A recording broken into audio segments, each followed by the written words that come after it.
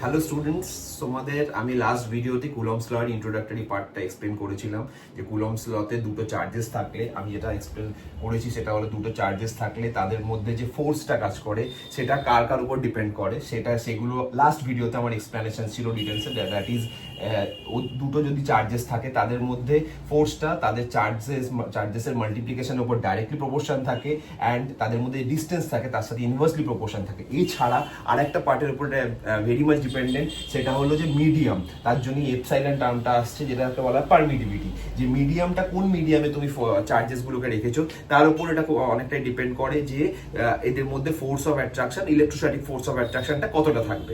So তোমাদের যদি এই ব্যাপারে কোয়ারি থাকে তো তোমরা আমার ইন্ট্রোডাক্টরি ভিডিও, যেটা কুলম্বস ল পার্ট পার্ট 1 যে ভিডিওটা আছে সেই ভিডিওটা দেখতে পারো। সেখানে আমার ডিটেল এক্সপ্লেনেশন আছে যে কিভাবে এই কুলম্বস লটা আসছে অ্যান্ড এইভাবে এবং এই ফোর্সটা কার কার উপর কিভাবে ডিপেন্ড করছে সেগুলো পুরো ডিটেল এক্সপ্লেনেশন আমার ওখানে করা আছে। তো এই ভিডিওটা আমি একটা নতুন পার্ট, জাস্ট একটা অ্যাডভান্স পার্ট তোমাদের এক্সপ্লেন করে দেবো। সেটা হলো যে অনেক সময় দেখবে 1/4 পাই এপসাইলন জায়গায় 1/4 পাই এপসাইলন 0 ইন্টু এপসাইলন আর লেখা থাকে। এটার রিজনটা কি? মানে এই যে এপসাইলন 0 ইন্টু এপসাইলন আর, এটা বেসিক্যালি কি? এইখানে তুমি দেখতে পাচ্ছ একটা ফর্মুলা, এই যে epsilon R means that is the relative permittivity. Relative permittivity is to কি?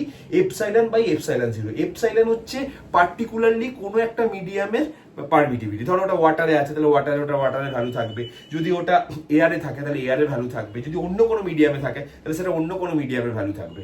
আর এপসাইলন 0 হচ্ছে permittivity of free space or air, fine, or vacuum বলতে পারো। তাহলে আমি যদি কোনো একটা পার্টিকুলার মিডিয়ামের পারমিটিভিটিটা যদি এপসাইলন 0 মানে তোমার ফ্রি স্পেস বা এয়ারের পারমিটিভিটির সাথে আমি যদি কম্পেয়ার করি, মানে রেশিও বার করি, তাহলেই আমি রিলেটিভ পারমিটিভিটিটা পেয়ে যাবো। এবং এখানে তোমরা বাস্তবে বুঝতেই পারছো, যদি এপসাইলনটাকে এদিকে রাখি তাহলে এই দুটো ক্রস মাল্টিপ্লাই হয়ে গিয়ে আমি এপসাইলনের জায়গায় এপসাইলন 0 ইন্টু এপসাইলন আর লিখতে পারি। তাহলে এটাকে আমি কি বললাম? এটা হচ্ছে রিলেটিভ পারমিটিভিটি, এটা হচ্ছে permittivity in free space or air. তো এই এক্সপ্রেশনটাকে অনেক সময় এইভাবেও লেখা হয় অনেক জায়গায়। তো কোনো নিউমেরিক্যালে তো যদি তোমরা এই এক্সপ্রেশনটা এরকম ভাবে দেখো তাহলে তোমরা হয়তো একটু কনফিউজ হয়ে যেতে পারো যে কিভাবে এটা আসছে।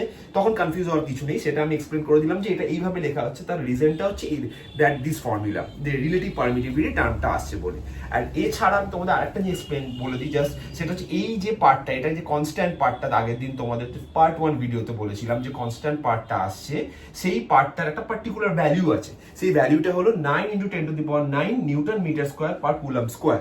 সো অলওয়েজ মনে রাখবে, এনি কাইন্ড অফ নিউমেরিক্যালস যখন তোমরা কুলম্বস লতে করবে তখন এই যে পার্টটা আছে এর যে ভ্যালুটা তোমরা যখন ক্যালকুলেট করবে তখন অলওয়েজ তোমরা এই ভ্যালুটা নিয়ে ক্যালকুলেট করতে পারো, মানে এটাই এর কনস্ট্যান্ট ভ্যালু।